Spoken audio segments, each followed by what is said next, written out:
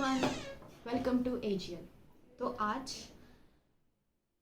वैसे तो एजीएल पे मेरी पहचान एज अ मैथमेटिक्स टीचर है, बट आज मैंने सोचा है कि क्यों ना एक बहुत कॉमन वीडियो जो ट्रेंडिंग वीडियो है जो सब तक पहुंचनी चाहिए उस टॉपिक पे एक वीडियो बननी चाहिए। और वो टॉपिक है how to control your anger. मतलब कि गुस्से को कंट्रोल कैसे करना है। देखो, गुस्सा आना स्वाभाविक है, हर किसी को गुस्सा आता है। द मेन प्रॉब्लम कि गुस्सा क्यों आता है। गुस्सा तब आता है जब हमारी इच्छाएं पूरी नहीं होती, यानी कि हमारी कुछ डिज़ायर्स होती है जो हम डेस्परेटली चाहते हैं कि वो जल्दी से पूरी हो जाए, पर वो किसी ना किसी रीज़न की वजह से पूरी नहीं हो पाती, तो हमारा हमें गुस्सा आना स्वाभाविक है।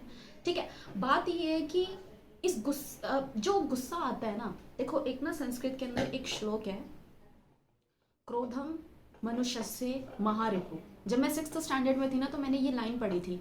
उस टाइम पे मुझे इसका मतलब पता नहीं था कि क्रोधम मनुष्यस्य महारिपु का मतलब है क्या।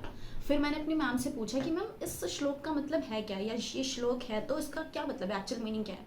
तो उन्होंने बोला कि एक इंसान का सबसे बड़ा दुश्मन इस पूरी दुनिया में उसका गुस्सा होता है। ठीक है, इसलिए और आप सबको पता है कि हमें अपने गुस्से को ना डील करना चाहिए। ठीक है, क्यों? क्योंकि हम ऑब्वियसली हम सब चाहते हैं कि हमारे एनिमीज हमसे दूर रहें। क्यों? क्योंकि हमें हमारी हेल्थ के लिए, हमारी मेंटल हेल्थ के लिए, या फिर हम जो कर रहे हैं वो अच्छे से कर पाए, उस चीज़ के लिए हम चाहते हैं कि हमारे दुश्मन हमसे दूर रहे।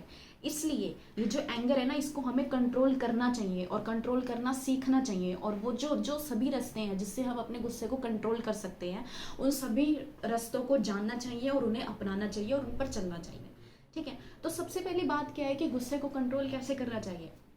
सबसे पहला रीज़न कि अगर आप कुछ करते हो ना, तो उसका 50-50 हमेशा लेके चला करो। इन द सेंस कि 50-50 इन द सेंस कि जैसे कि अगर आप कोई चीज़ कर रहे हो, ठीक है, तो पूरे चांसेस है उस चीज़ के होने के और पूरे चांसेस है उस चीज़ के ना होने के। फॉर एग्जाम्पल, मैंने सपोज कोई एग्ज़ाम दिया, क्या इसके क्या दो ही आउटकम्स हो सकते हैं। या तो क्या होगा, आई क्लियर द एग्ज़ाम, इधर आई क्लियर द एग्ज़ाम और आई फेल द एग्ज़ाम, यही होगा। तो क्या है ना कि हमें ना कभी भी ना एक रास्ते का नहीं सोचना चाहिए, हमें हमेशा दोनों 50-50 दोनों पे चलना चाहिए।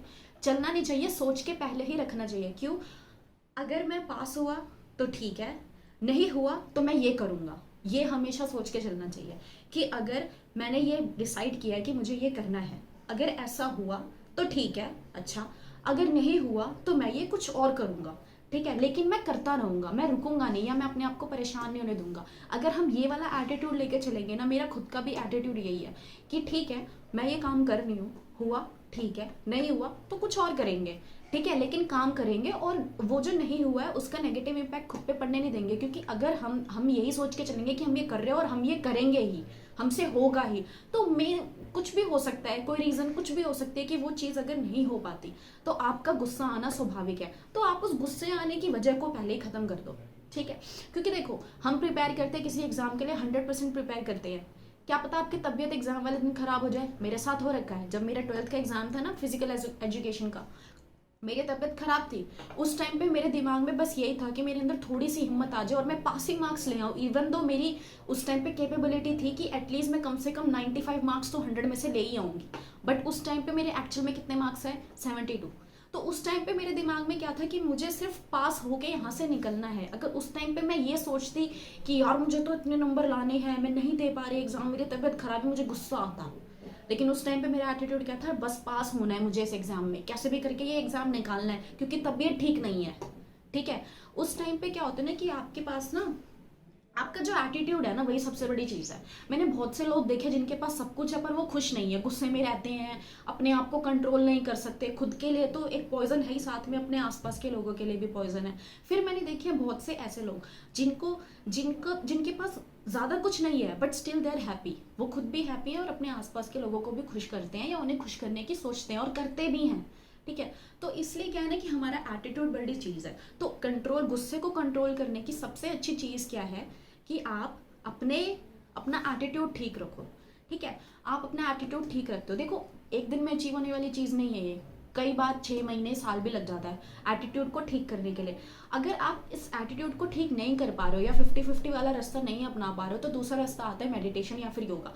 पूरी दुनिया हमारे योगा को, जो इंडिया में ओरिजिनेट हुआ है, पूरी दुनिया योगा को अपना रही है। क्यों अपना रही है? क्योंकि इसके हेल्दी इसके हमें देखने को मिलते हैं, इसके रिजल्ट्स, ठीक है। इसलिए हमें मेडिटेशन और योगा करना चाहिए, क्योंकि मेडिटेशन और योगा करने से क्या होता है ना, हम ना थोड़ा सा टाइम अपने खुद के साथ तो स्पेंड करते हैं। जब हम थोड़ा सा टाइम अपने खुद के साथ स्पेंड करते हैं ना, तो हमें एक्चुअल में पता लगता है कि हमारे साथ लाइफ में, क्योंकि जब आप अपनी आइज क्लोज करते हो ना मेडिटेशन करते टाइम या फिर योगा करते टाइम, तो आप क्या सोचते हो कि मेरी लाइफ मैंने कहाँ से कैसे कैसे गुजारी, ठीक है, मैंने कैसे कैसे प्लान कर रखी है, अगर जैसे जैसे प्लान कर रखी है वैसा हुआ तो क्या होगा, या मैं क्या करूँगा या करूँगी, और अगर वैसे नहीं हुआ तो क्या होगा और मैं क्या करूँगी। तो उस टाइम पे ना थोड़ा थोड़ा बहुत इंसान ये सोचता है, फिर क्योंकि खुद के साथ होता है तो अपने आप को समझाता है, ठीक है हुआ तो ठीक है, नहीं हुआ तो कुछ और करेंगे, लेकिन करेंगे, ठीक है। ये वाला जो एटीट्यूड है ना, ये एटीट्यूड अच्छे अच्छे लोगों को काफ़ी ऊंचाइयों तक लेके जाता है, ठीक है। वहीं पे अगर एटीट्यूड ये रहा, हुआ ये नहीं होगा तो मैं सुसाइड कर लूँगा, ये नहीं होगा तो मैं मर जाऊँगा, ये वो करके, तो मैंने बहुत लोग देखे हैं जो ऊंचाई पे होते हैं और फिर वो नीचे आ जाते हैं, एटीट्यूड, ठीक है। इसलिए हमें अपने एटीट्यूड को पॉजिटिव रखना चाहिए, हमें योगा करना चाहिए।